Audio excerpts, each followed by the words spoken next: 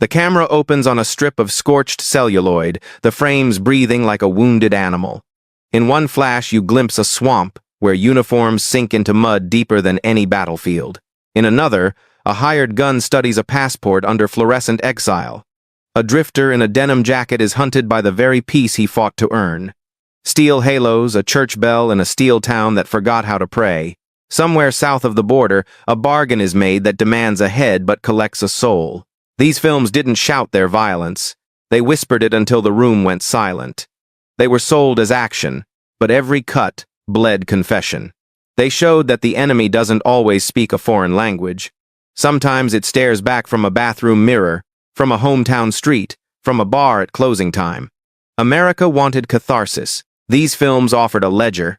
The reels were threaded. The lights came up. And what returned from the projector was not victory, but an inventory of what war leaves behind when the parade has gone home. These are the 5 stories Hollywood tried to erase, but the cuts still bleed. By the early 1980 seconds, America was still waking from a fever dream. The war was over, but it hadn't really ended, it had only changed its scenery.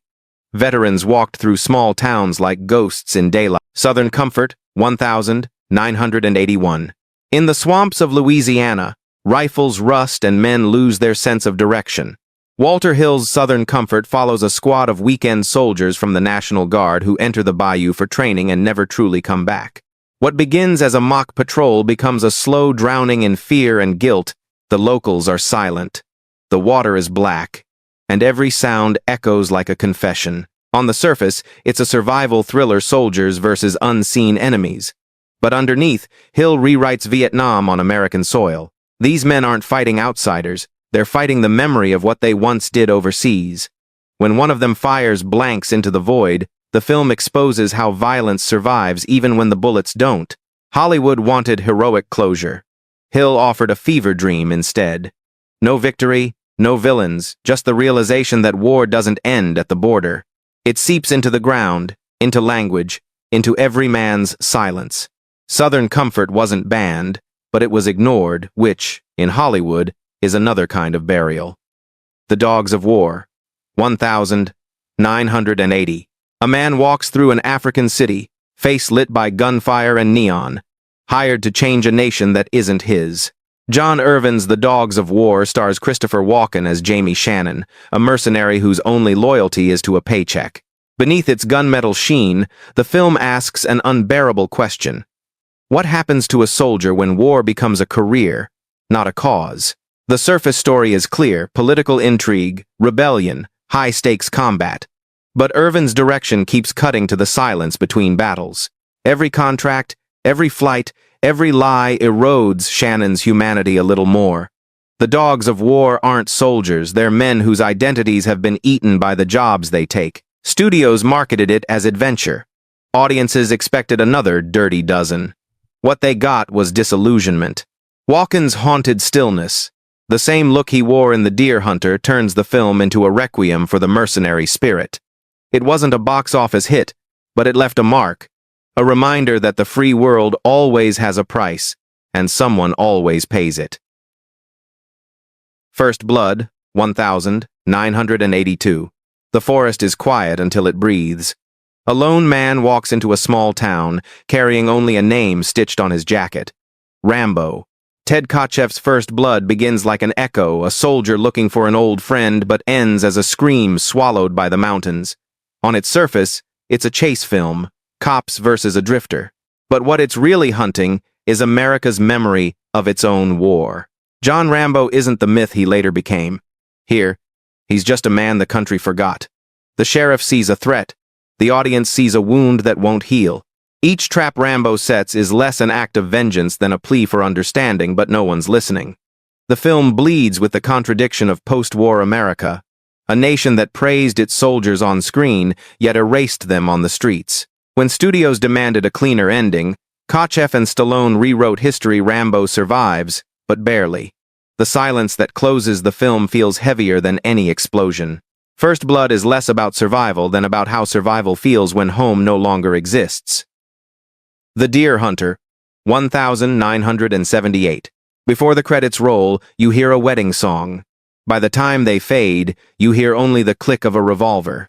Michael Cimino's The Deer Hunter isn't a film about war.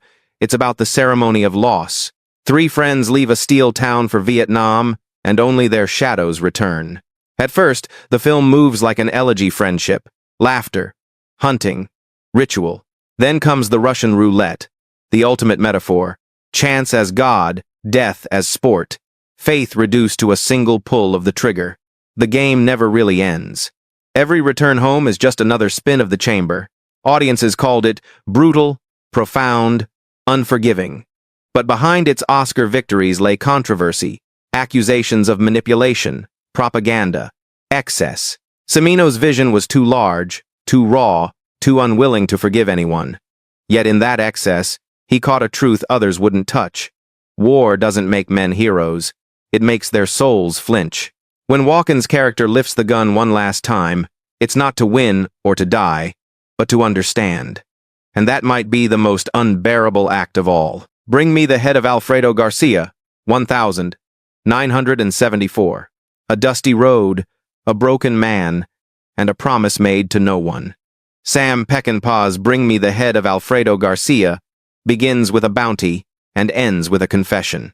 Benny, a washed-up piano player in Mexico, learns that a wealthy man will pay for a severed head. He sets out to claim it not out of hate or duty, but out of the one American dream still available to him: cash. On the surface, it's pulp violence, sweat, and decay. But underneath, Peckinpah is making his last sermon. The head isn't just a prize. It's the soul of a man chasing redemption through rot. Every bullet fired is an echo of Peckinpah's own battles with Hollywood, a director fighting studios, critics, and himself. The film stumbles through grime and madness until the line between victim and villain dissolves completely. When it premiered, critics recoiled. Audiences walked out. Peckinpah didn't care. He once said it was the only film he made exactly as he wanted. In that defiance lies its truth. Some stories must destroy themselves, to be honest. By the time Benny drives toward a horizon littered with bodies and sunlight, the film feels like an obituary for American masculinity.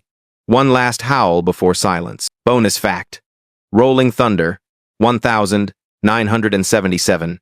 Before Rambo, before The Swamp, before The Mercenaries, there was Major Charles Raine.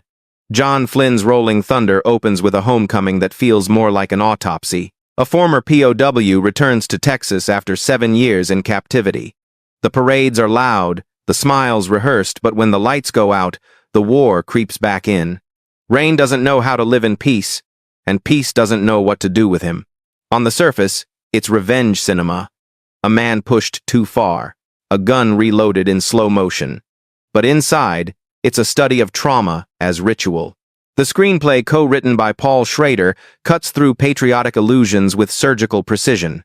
The hook hand, the shotgun, the blood, all become symbols of a soldier rebuilding identity from broken tools. The studio panicked. Test audiences called it too brutal. The MPAA demanded cuts. And the film's original ending, colder, quieter, more honest, was softened. When it finally reached theaters, it was released quietly, like an apology. Yet decades later, filmmakers from Quentin Tarantino to Paul Thomas Anderson would call Rolling Thunder a masterpiece of unfiltered pain. It was the missing link between war and action, between hero and ghost. Some films fail on screen, others were never even allowed to fail. They called them action films, but they were really confessionals, disguised as firefights.